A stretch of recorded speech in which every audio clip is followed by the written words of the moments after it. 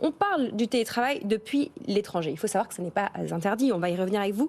Mais il n'y a pas de texte dans le droit français, dans le droit européen qui le cadre, qui le borde, ce qui fait que beaucoup d'entreprises, de salariés comme d'employeurs, se retrouvent dans un flou qui n'est pas, comment dire, source de sécurité. Exactement. En fait, on n'a strictement aucun texte sur le télétravail à l'étranger versus quand on peut parler de mobilité internationale, donc du détachement, de l'expatriation. Là, on a de la matière qu'on peut utiliser juridiquement pour sécuriser des procédures et des départs. Autant sur le télétravail, on se retrouve fort dépourvu en tant que conseil et on doit faire appel à différents bouts de texte pour essayer de construire des dossiers et sécuriser autant que possible le départ de salariés, que ce soit pour l'employeur ou pour le salarié lui-même. On reçoit de nombreuses questions d'employés, de start-up. Vous savez, si vous êtes peut-être dans une licorne française ou dans une Next 120, vous travaillez peut-être de Lisbonne, de Barcelone, et il y a beaucoup de flou, même dans les sociétés qui sont nées, entre guillemets, avec le télétravail. Alors, pourriez-vous rapidement nous faire le portrait télétravail à l'étranger comparé à une mobilité internationale, quelles sont les grandes différences ? Alors, les grandes différences, c'est que la mobilité internationale, on fonctionne un peu en silo, c'est-à-dire qu'on explique, qu'on essaye de réglementer sur l'immigration, sur le droit du travail, sur la sécurité sociale et sur le droit fiscal. On a un peu les mêmes schémas sur le télétravail. La seule chose, c'est que on va exclure certains aspects.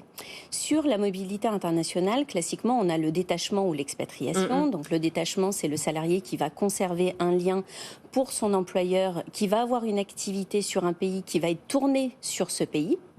L'expatriation, c'est un schéma différent parce que le salarié va être embauché par l'entité locale.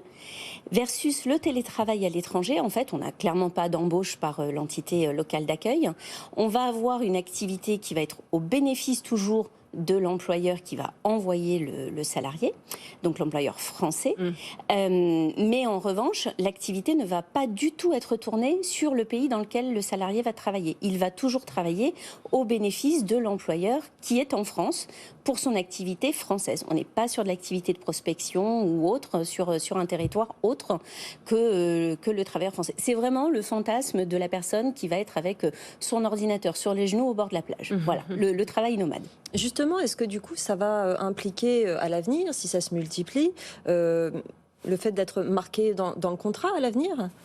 Alors, dans le contrat ou pas, parce que ça va dépendre, si je me rattache à des schémas juridiques, de comment l'employeur va formaliser, encadrer, voire interdire cette possibilité. Puisque aujourd'hui, le télétravail, on sait qu'il doit être réglementé par une charte ou par un accord collectif, et qu'après, on a une déclinaison pour le salarié qui va être soit la formalisation dans le contrat de travail, soit une lettre de mission ou un formulaire à compléter. Sur le télétravail à l'international, il va y avoir un vrai choix stratégique de l'employeur de savoir est-ce qu'il veut l'autoriser, donc interdire ou pas, et s'il veut l'autoriser, est-ce qu'il veut le limiter ou l'encadrer. L'encadrer, ça veut dire finalement le rendre possible dans certaines conditions.